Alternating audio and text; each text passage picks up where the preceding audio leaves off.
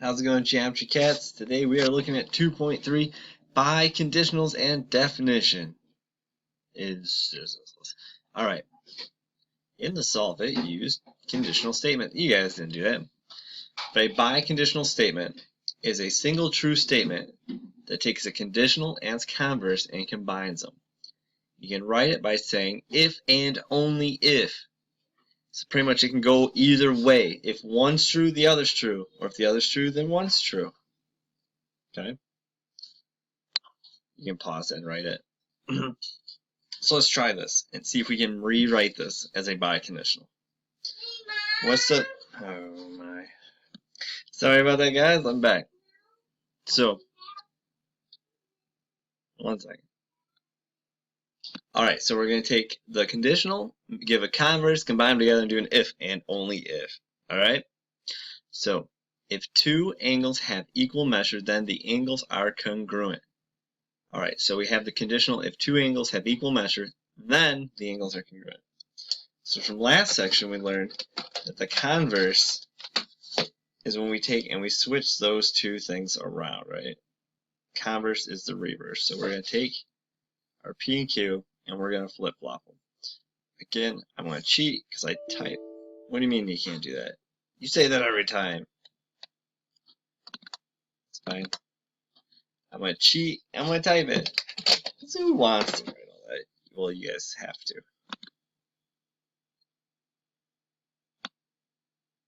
Alright. So if two angles have equal measure will now be our conclusion. So we're going to start with the angles part. If two angles are congruent, then they have equal measures, right? So that's my conditional.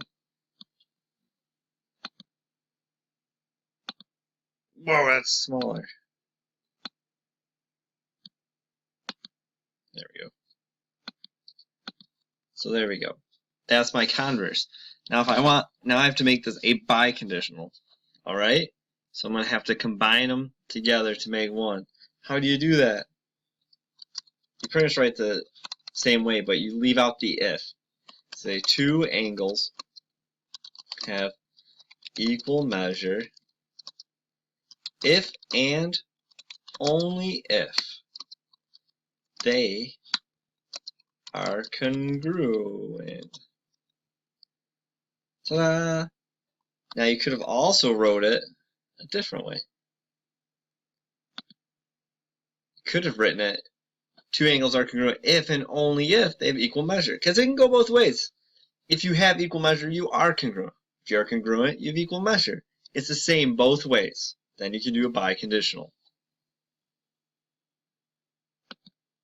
Alright.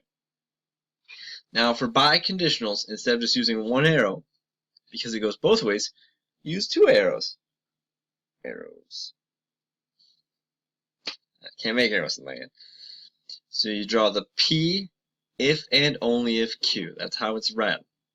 Right? So P if and only if Q. Example, a point is a midpoint if and only if it divides a segment into two congruent segments. So that means it also means that if something divides a segment into two congruent segments, if and only if it is a midpoint. Alright? So let's look at a biconditional and break it up. The biconditional is two numbers are reciprocals if and only if their product is 1. That's the wrong button.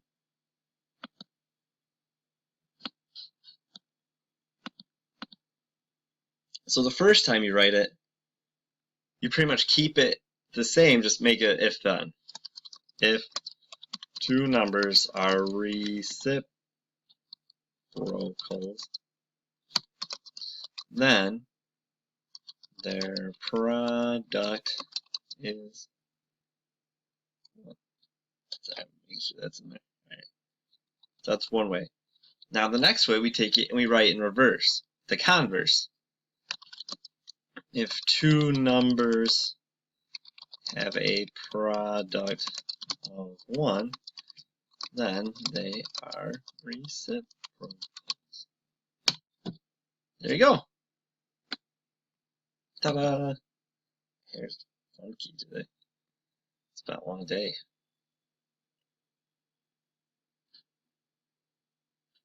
What's bi mean? Doesn't it mean two? Biconditionals can go two ways. I forgot to tell you guys that. That's silly. That's silly. My closet's open back there. Alright. Next. Alright, a good definition has three things.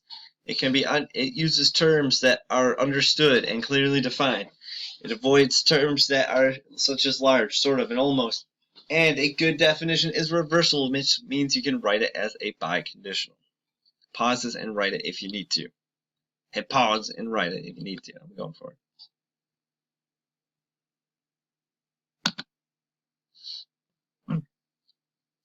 So is this definition of straight angle reversible? Can you write it as a biconditional?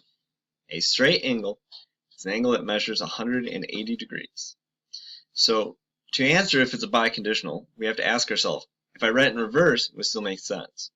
If an angle measures 180 degrees, then it is a straight angle. It does make sense because a straight angle is a line. The line is 180 degrees. So I'd say yes. Let's write it as a biconditional then. An angle is a straight angle if and only if it measures 180 degrees. There we go. Touchdown. All right. Ceiling. Me. Got one more to do.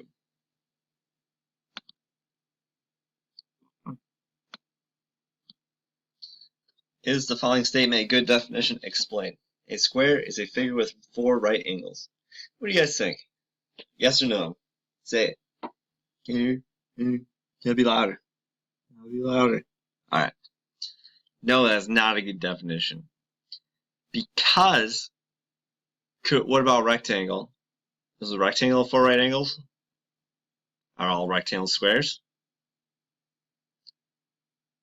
So that is not a good definition. Because it is not concise enough. Now if it says square is a figure with four right angles and four equal sides, then yes, that would be a good definition.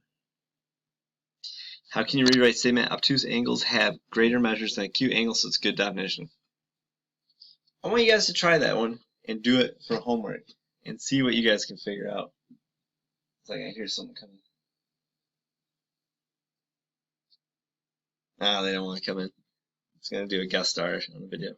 Well, bring in that one done and see if you're right. Enjoy.